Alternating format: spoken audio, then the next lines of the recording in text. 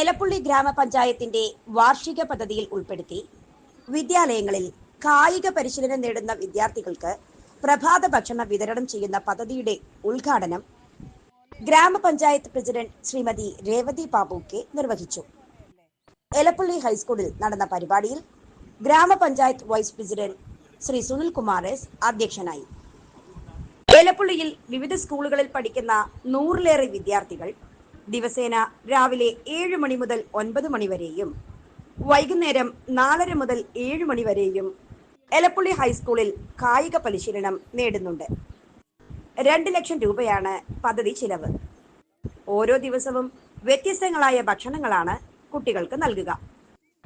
വികസനകാര്യ സ്ഥിരം സമിതി അധ്യക്ഷ Shrimati Punyakumari K V, GUP school head master Shri Balakumar, കായിക അധ്യാപികരായ ശ്രീമതി സൗമ്യ മാത്യു, ശ്രീ ശ്രീജിത്ത് M എന്നിവർ പങ്കെടുത്ത് സംസാരിച്ചു.